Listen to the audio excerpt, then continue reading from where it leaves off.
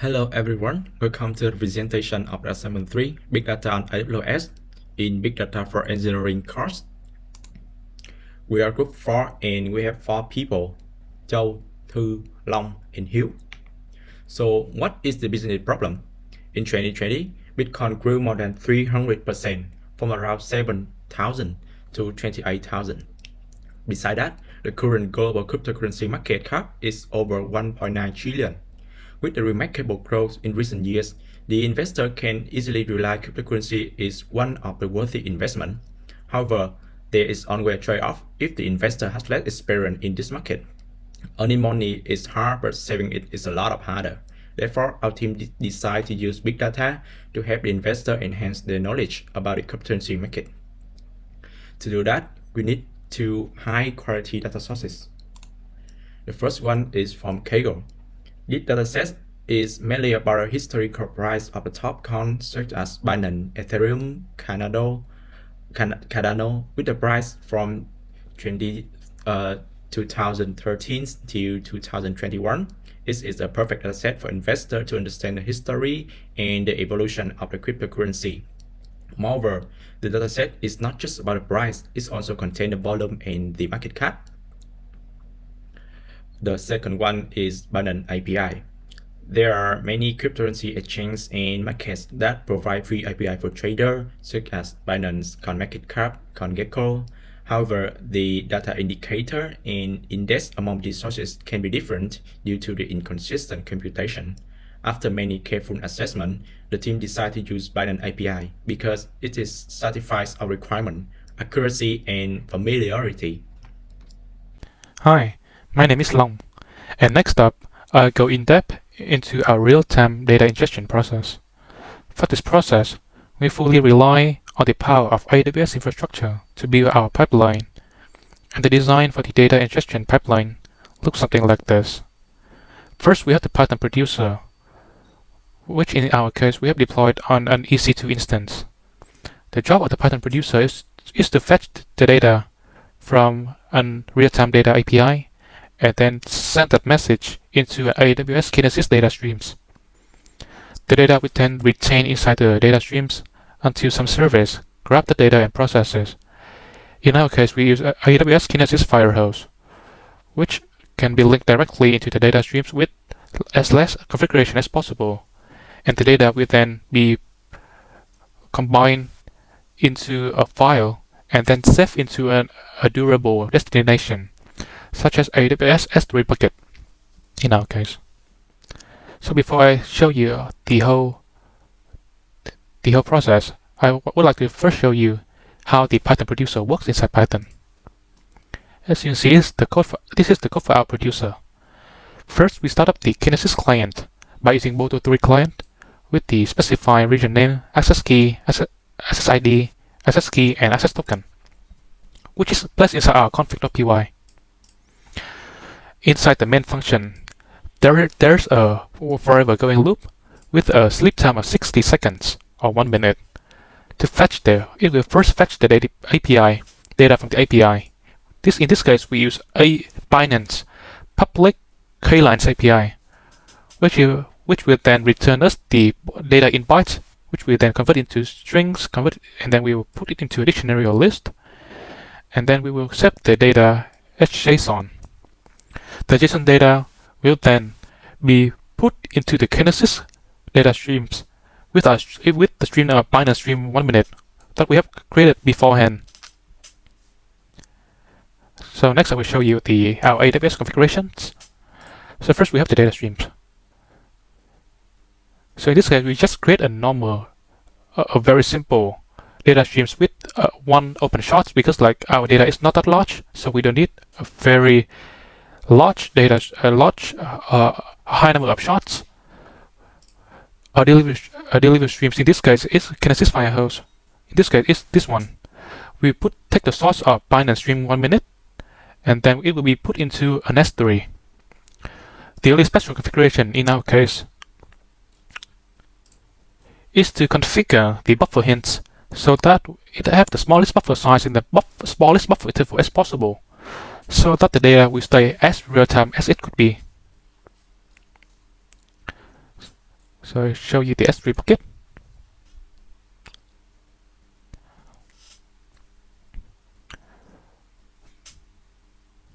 For S3 bucket, it's divided into dates and with different times within the date. The data from this S3 will then later be processed using AWS Glue, but it will be a section for my teammates to talk about. So next up in my section, I will show you the example of the process running on how is it deployed inside an EC2 instance. I'll quickly show you that this is the same folder with the same file configuration as my local directory. I just pushed the code into the EC2 instance. Next up, to run this instance inside this machine, I cannot run using the normal Python way, like Python main.py, but I have to use like a manager so that the process will not end if I exit out of the instance. In this case, I use PM2, and we can easily track the status of it, and also the logs of it, as you can see right here. So the status of it. And the other reason why I also use PM2 is it will automatically restart the process if the process failed. It ensures that our producer will keep on running despite the failures. So this is the end of my demonstration for this section. So next up will be AWS Glue from my teammates. And thank you for your participation. Hi, I'm going to talk about batch processing ingestion and also data pipeline for the ETL processes. So now let's create a bucket in S3. So S3 is a very easy to use and highly durable features that have infinite bandwidth and storage space. So we need no capacity management here, which is very convenient. So we name our bucket group for crypto bucket, and inside it we create data folder, created crypto data folder, and also script here, in which we store all the CSV files that downloaded from the Kaggle. So now let's moving on to our data pipelines that are the core component of our data preprocessing infrastructure that facilitate the flow from one point to another point and enable us to apply filters on our batch and streaming processing data. So the data pipeline that I'm going to use here are the same for the two datasets. So I'm going to just demo one of them. So now I'm going to deploy my CloudFormation with the IAM policies in S3 bucket. So we created a CloudFormation template to construct the S3 bucket used as a data lake and the IAM roles and rules to operate the ETL processes. So the data lake I mentioned here is the centralized repository for both structured and unstructured data. Next, we will use the AWS Glue, a serverless ETL tool, to create a processing data pipeline and transform our data into downstream study. So first, I'm going to cataloging my data using a crawler to auto-discover my schema in the S3 bucket. So this keeps the AWS Glue data catalog and Amazon S3 in sync. And then I will run my crawler here. One thing I want to stress that AWS Glue does not store the copy of my data. It only created a database that contains name of columns, data type, data definitions, partition information, and other metadata about the base dataset. The schema of my data also represented in our AWS Glue table definition. So it remains our original data store here. And also create a table inside it, which is a group for crypto bucket table inside the database CryptoDB, as I show here. So the Glue catalogs our files in relational database table in AWS Glue data catalog. So they are used as sources and targets when create an ETL job. So moving towards our main implementation, let's look at the AWS Glue Studio here, which will transform our data source by creating a job. And so I already created a job for transforming for the batch processing data set. So I'm gonna just click on the analytics on AWS Glue Studio here. So first I'm gonna create a data source from my S3 bucket. But like I already have a database, so I'm gonna choose the data catalog table, which has the CryptoDB as a database and group for crypto bucket as the table. And then I'm gonna moving on to apply mapping process. Apply mapping helping me to rename the columns and convert the data type into desired one, and also dropping the columns. So I dropped the partition column, the 3 partition column here. Lastly, I'm gonna choose a data target, which is also I want to store in S3 bucket with the format of packet. So what sets packet apart from other columnar formats is its ability to store nested data efficiently. Then I will save all the data that I have changed and also created a job details here, which I already created, named Analytics on AWS Glue Studio. Yeah, and I set the number of retrieves is 1 and the job timer is 60 minutes. So that's pretty much our ETL process on AWS Glue Studio. There is one more process that we did not take into consideration, which is the removal of an outlier. So we decided to keep outliers because we took the data generation process into account. So our data come from a sample that is not very representative. The outliers in our sample are not in the population, cannot represent all the population. So they are a part of our data, so removing them could skew our training away from the truth. So we have added our Amazon S3 data and transformed it via Glue Catalog. So it can be easily queried and transformed more from services like Amazon Athena. Let's moving on to Joe's part. And I am going to show you the processing step in the Athena. Okay, before the transforming data properly, the transformation objectives must be given. In this project, the target for data transformation is for identifying the trend in price of the cryptocurrency. Therefore, the dataset cannot be null, duplicated, or have anomalies, or you can call it the impossible values. Okay, I am going to show you the code I am doing here. So first of all, I will select all the data, all the column from our data, from the AWS catalog, data source, and the crypto database, and from the table, which is the process data. With the condition is all the column cannot be null. Moreover, I also see that the high, low, open, close, volume, or the market cap, they are all the price value. So in order to make sense, they must be positive. So I am going to check that if there is some of the data is not fit my requirement here. So I will select all the new column, and those the price value is negative, and I'm going to run it here. Okay, there is no data, and they all fit my requirement here. And after the transformation step, the clue here, I am going to create a table from the data stream in order to put back into the S3 for the visualization step.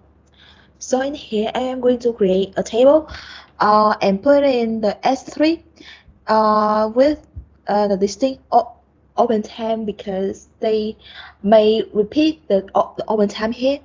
And yeah, and I will have to select the null value and to select the not null value. And yes, because I am already have the file here, so I cannot run this query again.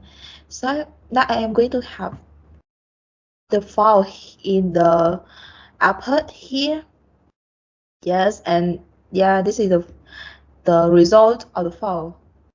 In the visualization process, I will show you the bar chart here. Okay, firstly, I will tell you the brief definition about the market cap. Crypto market capitalization is the total value of the cryptocurrency. It is calculated by multiplying the price of the cryptocurrency with the number of coins in the circulation. On the right side, the bar chart illustrates the average of the market cap.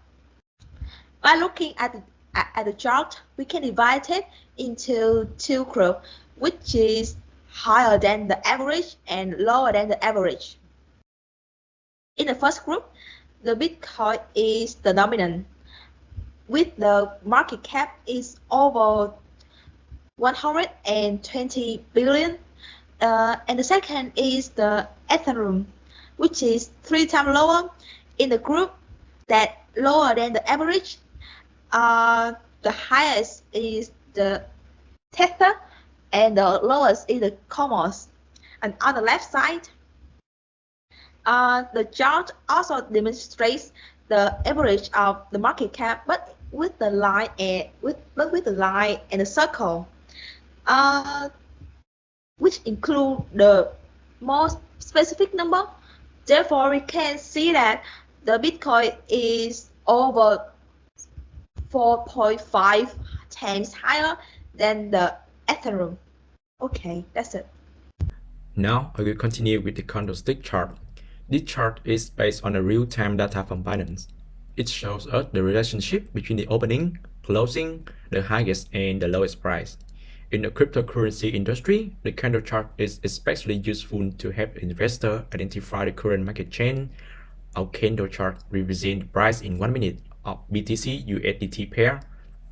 However, after we set the price correctly, as you can see in the right hand side of the picture, the color of the candle is still wrong in some place.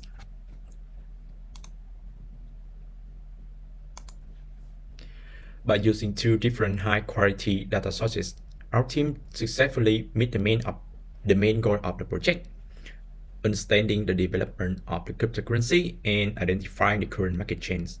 With the data from Kaggle, we can easily point out the outstanding coin and gain a deep knowledge about the cryptocurrency history. And from the Binance API, we can get the real-time data to draw meaningful candlestick chart. Although these datasets do not have the same schema, theme, or purpose, we can combine and manipulate the data to explore the cryptocurrency industry. This is the end of our presentation. Thank you for your participation.